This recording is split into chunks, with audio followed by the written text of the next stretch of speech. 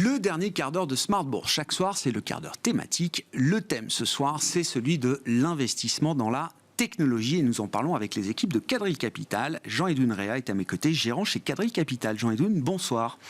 Bonsoir. Merci beaucoup d'être là. On va parler évidemment, alors on l'a fait encore dans la partie précédente de l'émission, cet éloge funèbre des GAFAM par rapport au cycle, au super cycle qu'on a pu connaître. L'investissement dans la tech ne se résume plus sans doute aux GAFAM, on va y venir, mais un mot quand même de la logique industrielle qui s'applique chez Quadrille Capital quand on investit dans la tech. Vous êtes gérant du fonds Disruption Fund qui a été initié il y a près de 4 ans maintenant, je crois, c'est ça, Jean-Yves, qui est un fonds d'action internationale coté, comme on le connaît dans l'émission Smart Bourse, sauf que l'ADN et l'expertise originelle de Quadrille Capital, c'est le VC, c'est le Venture Capital, c'est le non coté. Et il y a 4 ans, vous avez voulu évoluer vers le monde des actions cotées, Jean-Edouin. Comment ça s'est passé et comment on capitalise sur l'expertise du non coté pour lancer une stratégie cotée ? Bon, alors chez Quadrille, il y a 4 piliers et les 3 premiers, c'est au tout début, c'était investir dans d'autres fonds venture, donc créer un fonds de fonds. Et l'équipe a 25 ans d'expérience là-dessus et ils connaissent énormément des meilleurs fonds, que ce soit en Californie, au UK ou en Europe. Et ils déploient l'argent des clients dans ces fonds et ensuite, c'est le deuxième pilier, une fois qu'ils sont dans les fonds, ils travaillent avec les GP de ces fonds pour aller chercher les pépites. Et on fait toute notre propre analyse et c'est très indépendant, mais c'est très important aussi d'avoir des relations très fortes, c'est quand même un people business. Ensuite, on a créé un troisième pilier qui est un pilier de secondaire qui se prête surtout au contexte actuel. Il s'agit vraiment d'aller chercher, quand ça se présente, des investisseurs. En ce moment, ça se passe beaucoup au UK, des fonds de pension qui ont besoin de sortir certaines lignes. Et là, on est expert en valorisation et des fonds et des lignes qui sont dans les fonds. Il y a des discounts intéressants, j'imagine. De ce point de vue-là, en ce moment. Je ne sais pas dire. Mais ce qui est intéressant, c'est à partir de toute cette base de connaissances, à partir de cette expertise, on pouvait aussi regarder le marché coté qui a une énorme volatilité, beaucoup plus que celle du non coté, parce que il n'y a pas que les augmentations de capital, il y a le prix tous les jours. Et à partir de là, on a fait des matrices de valorisation. C'est un double échange. Eux, ils m'apportent de l'information, ils m'apportent les tendances, où va l'argent en ce moment, quelles sont les meilleures idées, quels sont les meilleurs fonds. Pourquoi performent-ils? Dans quoi investissent-ils? Et moi, avec mon expertise marché coté, je les aide, on va dire, à faire un peu de timing par rapport à une sortie d'IPO, une valorisation M&A, etc. Moi, je les aide avec le prix, on va dire. Eux me disent quoi? Moi, je leur dis combien. Très intéressant. Et on a développé tout ce travail, oui, les tendances, les idées, les méthodes. Je peux vous donner des exemples. Dans mon fonds, par exemple, nous avons une société de micro-ondulateurs solaires qui s'appelle Solar Edge. On l'a trouvée en partie grâce à Lightspeed Ventures, qui est un des fonds qui a créé cette société. D'accord. On a une société qui s'appelle STEM, qui fait des softwares pour gérer les flux électriques dans les maisons, on va dire... c'est pas la maison connectée, c'est la maison solarisée, la maison avec une batterie Powerwall, tout ça doit être géré. Il y a le flux entrant de l'électricité, le flux sortant. Ça, c'est une idée qui nous vient de cette équipe. De même, pendant le confinement, on a connu Kahoot, une société norvégienne d'éducation en ligne. On a connu HelloFresh, qui est maintenant très connue, mais à l'époque, on la connaissait moins. Et oui, bien sûr. Voilà. Oui, donc effectivement, ça apporte une vision différente dans la manière de gérer et de détecter peut-être en amont des dossiers ou des thématiques ça nous aide et beaucoup, des tendances. On ne fait pas que ça, mais c'est vraiment... Oui, j'entends. Il y a un aspect qui est celui de la valorisation. Alors, vous êtes venu avec un graphique qu'il faut expliquer peut-être, Jean-Edouin, une régression qu'il faut montrer et que vous allez nous expliquer comment il faut lire ce graphique. Non, mais c'est intéressant parce que avec cette expérience de VC, vous ne mesurez pas ou vous ne valorisez pas les grandes thématiques technologiques comme les autres peut-être, d'une certaine manière. Bon, ça se fait de plus en plus, mais c'est vrai que c'est une grille d'analyse qui vient du monde du venture. Et ça vient du monde du venture parce que dans le venture, il faut valoriser des sociétés qui ont de très fortes croissances, mais le seul chiffre qu'on peut utiliser, c'est le chiffre d'affaires. Il n'y a pas de profit, c'est trop tôt. Il y a des utilisateurs, il y a d'autres métriques, des coûts d'acquisition client, du capital investi et des estimations de return dans le temps, des DCF, mais Pour nous, quand on est allé sur les marchés cotés, on s'est aperçu que pendant une très longue période, et on en parlait dans l'émission tout à l'heure, les taux étaient très bas, donc il y avait une tolérance.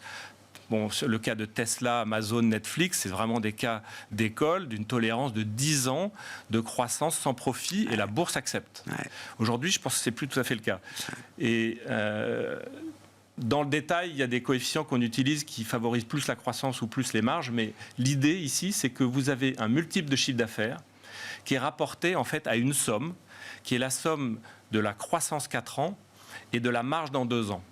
Et c'est une forme de... On rapporte le multiple de chiffre d'affaires à ce qu'on pourrait appeler les métriques normalisées, optimisées. Et ce qu'on trouve ici, c'est que vous pouvez voir par exemple la société Adyen, qui est probablement la société de tech que je connais en bourse qui est la plus chère. Paiement, dans le paiement. Dans le paiement. Ah ouais. Elle est très chère parce que son TAM, Total Addressable Market, est immense, c'est celui de Visa et Mastercard. Elle est aussi sur un cumul de croissance, une croissance composée autour de 30 à 35%. Et en même temps, elle a des marges probables déjà de 60% et probables de 65% à long terme. Donc ça, c'est un couple très rare. Et vous faites la somme des deux et vous êtes vous êtes à 95. Ça, c'est un chiffre qu'on ne retrouve pas ailleurs. Vous avez d'autres sociétés dans la liste, mais l'essentiel, c'est de voir, par exemple, qu'on parle souvent de Tesla qui est trop cher. On peut rapporter Tesla ici et la montrer comme moins cher que Microsoft, par exemple. Pas si cher. Oui. On peut. Vous avez des valeurs comme Visa qui est effectivement assez cher, mais qui est certes, on va dire, sur le couple marge-croissance, moins cher que Nvidia. En fait, on essaye d'acheter toutes les sociétés qui sont à la droite de la ligne rouge, qu'on appelle la ligne des 40, qui est un peu le théorème de la Rule of 40, et sous la ligne de régression. Voilà. Non, très intéressant, c'est une parenthèse un peu longue, mais je trouve que c'est important, d'autant qu'on sent quand même que les paramètres d'investissement ont changé et qu'il y a un cycle de la tech qui s'est peut-être refermé, sans refaire toutes les loges funèbres des GAFAM. Quand on réfléchit à quelques années devant soi, 4, 5 ans peut-être, Jean-Edwin, quelles sont les grandes thématiques technologiques qui vous paraissent pertinentes et sur lesquelles vous êtes investi aujourd'hui ?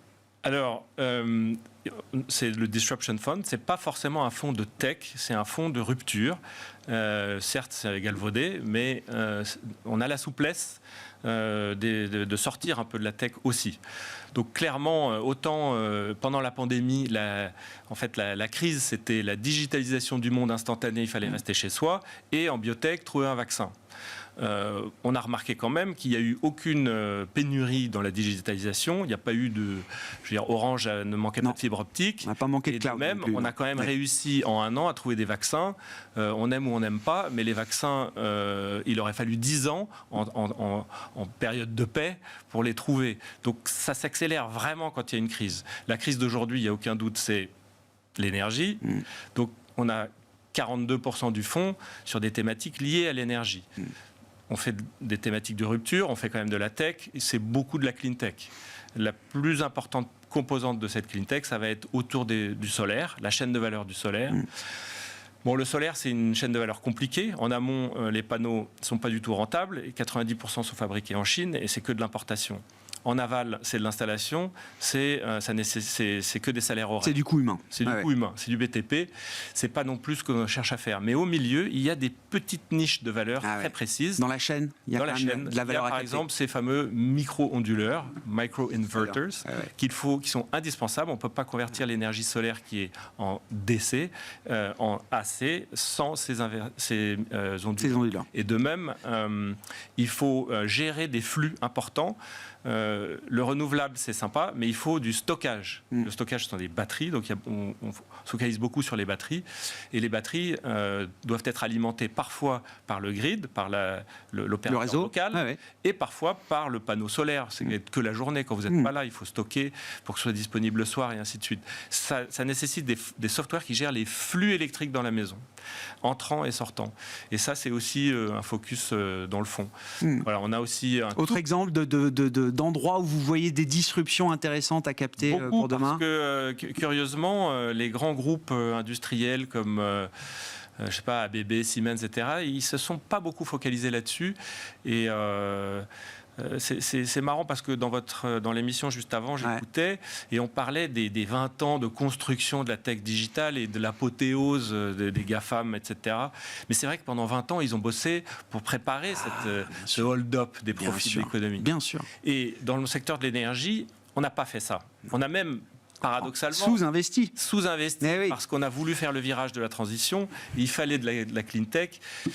Et on ne l'a pas fait. En fait, on a baissé les capex d'énergie fossile, mais on n'a pas su. Donc, pour répondre à la question qu'on se pose, c'est difficile d'imaginer que, y compris dans des secteurs liés à l'énergie ou au clean tech, on retrouve des entreprises qui pourraient accéder au statut qui a été celui de GAFAM pendant. Musk et Tesla, ils se présentent.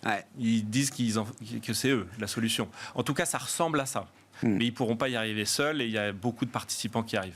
Dernière question, rapidement pour conclure, Jean, la question du timing. Est-ce que la correction dans la tech est terminée? Et là aussi, vous avez un graphique qui nous apporte une forme de réponse. Si on peut le résumer en 1 minute pour conclure, Jean. Le Nasdaq de 2000 à 2002, on en parle souvent. Ça, c'est la ligne bleu marine. Il a corrigé en tout et pour tout, en un peu plus de 2 ans, de 78%. Le Nasdaq d'aujourd'hui est composé beaucoup trop des GAFAM. Il faut prendre, on va dire, le tiers du bas. Là, on a toutes les sociétés qui ressemblaient à celles de l'époque, donc non rentables.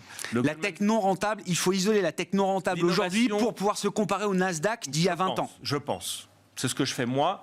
Et le Goldman Sachs a créé un indice qui s'appelle le Goldman Sachs Non-Profitable Tech Index. C'est tout un vocabulaire. Mais ça, c'est le bleu clair. Et dans le bleu clair, vous pouvez voir qu'on a déjà, en un peu plus d'1 an, 1 an et demi, corrigé de 76%. Donc, on va dire que s'il s'agissait que de ça, on oublie les taux, l'inflation et tout le contexte géopolitique, la tech innovante, celle dans laquelle nous sommes des spécialistes, elle a terminé sa correction. Nous, en ce moment, on dit « the worst is behind us ». J'espère, rien n'est garanti, mais je pense que le timing n'est pas mauvais pour rentrer. Merci beaucoup Jean-Edwin d'être venu nous éclairer sur l'investissement dans la tech. Jean-Edwin Rea qui était avec nous, l'invité du quart d'heure thématique de Smart Bourse ce soir, gérant chez Quadrille Capital.